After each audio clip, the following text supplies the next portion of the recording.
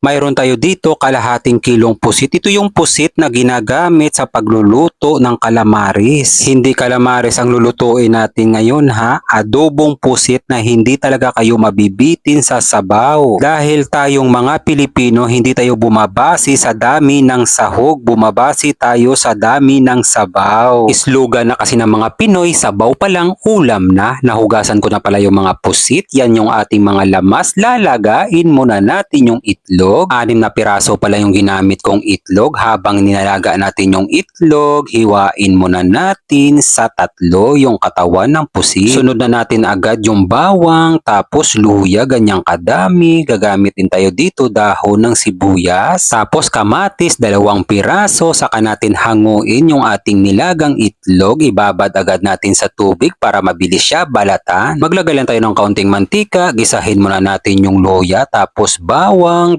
tapos dahon ng sibuyas, gisahin natin ng maigi, tapos paminta. Gisahin lang natin ng maigi yung paminta sa ating mga lamas, tapos ilagay na natin yung kamatis. Maglagay tayo agad ng asin, saka natin tatakpan para agad lumabas yung katas ng kamatis. Yan ang purpose, kaya naglagay tayo agad ng asin. Yung ganyang paggagisa sa kamatis, pwede na yan. Tapos 2 kutsaritang asukal, 2 kutsarang toyo, 2 kutsarang oyster sauce, pangpalasa, magic seasoning, saka natin gigisahin ng maigi guys. Yung ganyang paggagisa guys, so masarap yung kinalabasan ng nilulutuin natin. Tapos ilagay na natin yung pusit, tapos 3 pirasong sili, gisahin natin ulit ng maigi. Yan ang sikreto guys, para lalong sasarap yung ating niluluto. Tapos ilagay na natin yung 6 na pirasong nilagang itlog. Kahit 10 pa kayo sa membro ng pamilya nyo, hindi talaga kayo mabibitin dito. Kalahating litrong tubig, pakukuluan lang natin. Pagkalipas ng 3 minuto, tikman muna natin. Nako, napakasarap na guys. Maglalagay din tayo dito suka, 2 sachet, yung maliit yung ginamit ko guys. Tapos pampalapot, cornstarch. Ihaluin lang natin ng maigi. Kung nakikita nyo, napaka-aesthetic, napakasarap na guys. Isa lang yung masasabi ko sa inyo guys, ito na yung pinakamasarap na adobong pusit na lulutuin mo. Maraming salamat nga pala sa ating mga followers sa palagi yung panunood. Pasalamatan muna natin to sa itaas. God, maraming salamat po sa biyaya na binibigay nyo sa araw-araw. I-bless nyo po yung food na magiging silbing lakas sa katawan namin. Kain tayo guys, kain Pinas! Sandok na tayo agad guys. Kumuha na ako agad ng pusit, tapos 1 pirasong itlog, biyakin natin sa gitna, bubuhusan natin ng masarap na sabaw, tapos higupan natin ng sabaw. Napaka-entertainment ng sarap guys. Tapos kunin natin yung kalahating itlog, patungan natin ng pusit, sabay supo.